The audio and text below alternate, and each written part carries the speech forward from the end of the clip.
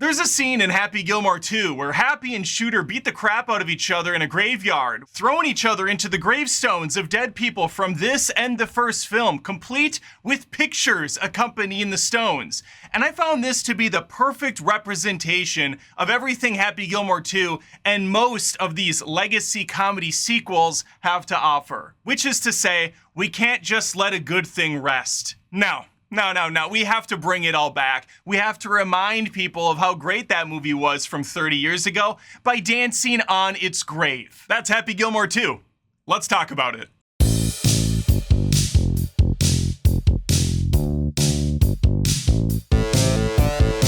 Before I pull the shirt over Happy Gilmore and start beating the shit out of him, if you wouldn't mind taking a golf ball and just driving it right into that subscribe so you don't miss an episode of Adam Does Movies on YouTube, Spotify, and Apple Podcasts, I would appreciate it. All right, Happy, let's see if you can manage to make a good sequel to your 1996 film, a film that's in my top 10 favorite comedies of all time. And even though that first film is highly quotable, incredibly rewatchable, and has withstood the test of time, doesn't mean I went into this with high expectations. So you can set that aside for me personally. I went into this with the understanding this was probably going to be pretty bad, and I was hopefully going to be proven wrong. Because what we have is a very bad track record for not only Adam Sandler movies in the last in the last 20 years, we also have a really bad track record for Netflix originals, which this is a exclusive streamer. And on top of that, there just really hasn't been a lot of great comedies. And I think a lot of that has to do with the fact that these movies are filmed like ass. If you go back and watch the original Happy Gilmore and then watch this 2025 abomination, you will notice a massive dip in quality as far as the production is concerned. Yes, Happy Gilmore is almost 30 years old,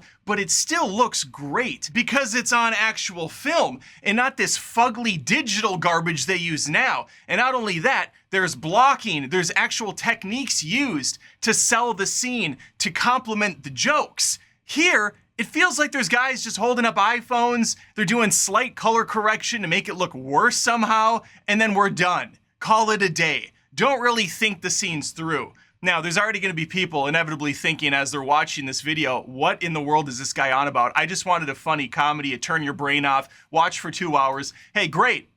I have nothing to bring to the table for you. You will get what you want from this. There are some funny moments sprinkled throughout the far too long of a runtime at 2 hours. You're gonna get countless callbacks to the first movie, complete with footage from the first movie. So never mind, you don't need to actually go back and watch the first film. This movie's gonna provide those shots for you so you can see in real time what looks good and what looks terrible, why a joke landed and why a joke misses the mark. I'm not going to get very far into this review before going into spoilers, so if you don't want them, because there sadly are some that need to be stated here, just note, I don't like this movie. I think it's pretty awful. If you just want to turn your brain off and watch something and you don't really have the first Happy Gilmore in that high of a regard, you watched it once and you thought, yeah, this is dumb and fun, that's fine. You'll probably get the same out of this.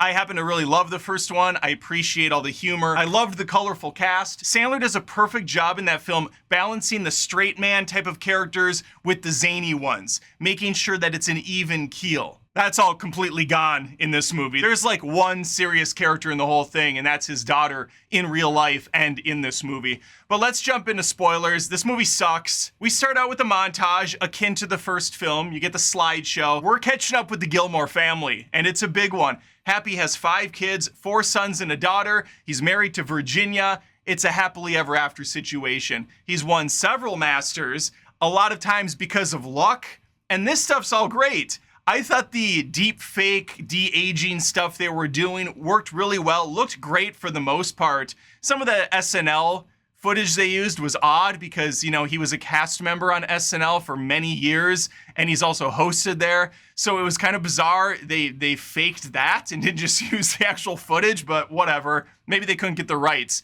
Regardless, I was actually kind of impressed with this stuff. It had some of the charm of the original Happy Gilmore. We still see him in his youthful rage-like state. Julie Bowen looks fantastic, both de-aged and in her current state. But after those first initial minutes, we get the real movie.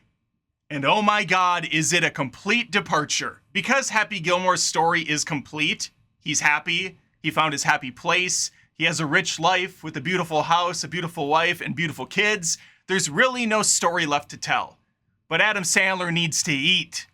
He needs to get his kids work. And both of his daughters and his wife are in this movie, of course they are. And so we have to go back to the Happy Gilmore well one more time, and that means giving him an obstacle to overcome. In this instance, killing his wife. That's right, Julie Bowen has no more than a minute of new screen time here. There's a couple flashbacks, but those don't really count. Because Happy has taken another life accidentally, killing her with a golf ball. And because for some reason Virginia was in charge of the finances, those all go out the window almost overnight.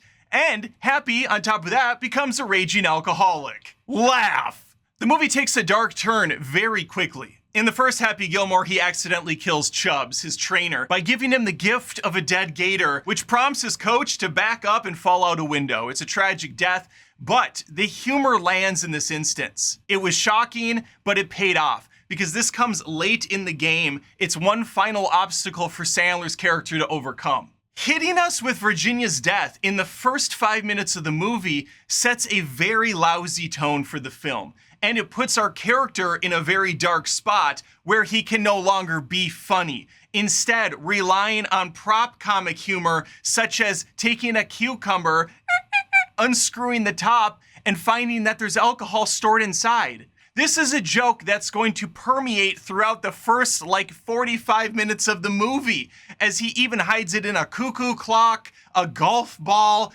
anything around the house has some vodka or some schnapps in it.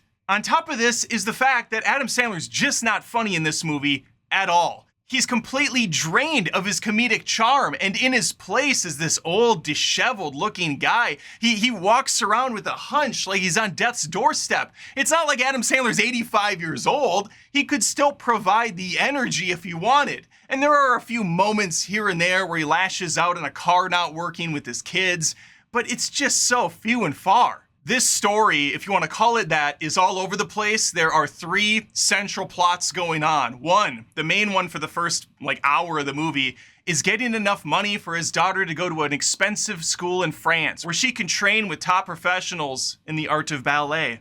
The second subplot is the fact that he lost his grandma's house again and he wants to get it back. I don't even know if he ever gets it back because the movie just goes all over the place in the third act. The wheels are completely off at this point.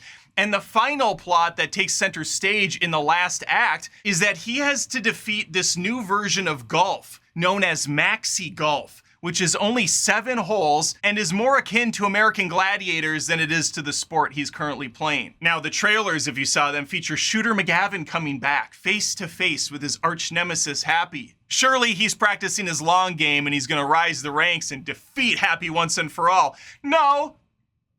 No, he's been in a mental institution. Remember a little while back when I said the first movie was so good at balancing different types of characters, the straight man versus the comic relief? Shooter was in both camps, really doing a great job of teetering between the two. He was clearly a serious threat, but he also had humorous comedic timing. He's one of the greatest comedic villains out there. Unfortunately, in this movie, they move him all the way to the character side of things. No longer is this guy being treated with any sort of realism to his name. Now he's completely unhinged. He has let Happy Gilmore deep within his psyche, and even just the sound of his name snaps him out of a possible rehabilitation, keeping him there even longer. That is, until the head of this Maxi League pulls some strings and gets him out. And the reason he gets him out is he wants him to join the league where they're going to compete against the top real golfers in this Maxi golf so that they can showcase just how great this sport is and how their athletes are actually better. This does backfire as Shooter decides to team up with Happy Gilmore after confronting him at the cemetery. They instantly beat each other up and right afterwards sit down and laugh and go, "Ha ha ha, it's great seeing you again, buddy. You love this." What?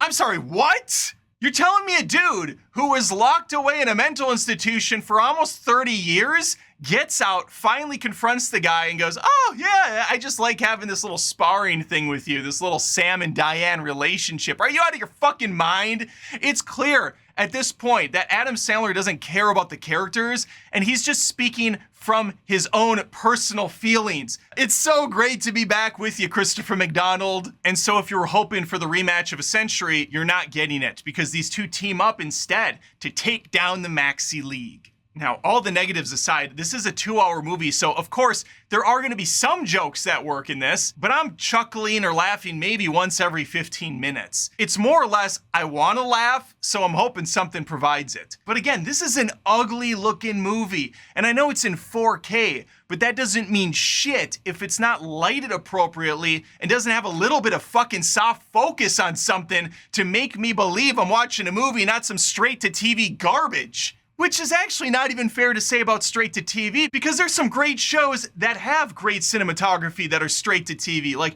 The Bear or Breaking Bad if we want to go older, Better Call Saul. If you're one of those people that gets their rocks off with cameos, then, well, this might be the only way you achieve climax now because there's a cameo around every corner. You got podcasts over here. You got professional golfers over there. You got sons of the characters from the first movie. Chubbs has a kid who also has a fake wooden hand that we can do the same exact jokes with. M&M's for some reason here. Ben Stiller's hilarious character Hal returns, but kind of doesn't because he doesn't even seem like the same guy from the first movie. None of his stuff really works at all, which is such a shame to say because Ben Stiller's typically really hilarious. Instead of the cowboy little person in the first movie, we get cowboy Rob Schneider doing his trademark, "You can do it." And he didn't even say it right. His inflection was off. The dude had one line in the movie and he botched it. How do you botch your own catchphrase? Also, I want to go back to Julie Bowen being killed off so early for a second. What a missed opportunity to utilize this actress. I'm a big fan of Modern Family. She kills it in that show. Hilarious actress. The fact that Sandler didn't know how to make a script with her involved just shows how completely he's lost it in the comedy sphere, instead relying on countless throwbacks to what came before in the laziest way possible. Oh, and by the way, the final third of this movie is a complete shit show. Everything before it was just kind of boring and lulling me along, occasionally getting a chuckle. But that last act, what in the world? That felt like the true Happy Gilmore Netflix movie. Just everything wrong with film packaged into that last 20 or so minutes. The jokes never hit. It doesn't even seem relevant from a sports standpoint. I don't know what sort of commentary they're even trying to make here,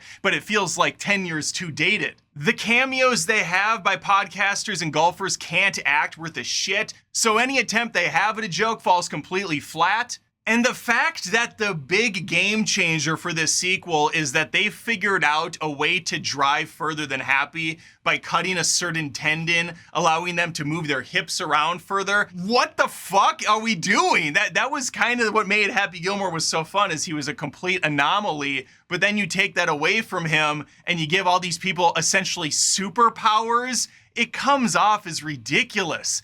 Again, there's no balance. Kind of like the final putt in the film, where they're on this weird herky-jerky teeter-totter thing that's also remote controlled by the villain and can turn around. There's no balance for our characters. And that's what this movie's missing. You know, amongst a competent script, good cinematography, soundtrack's okay.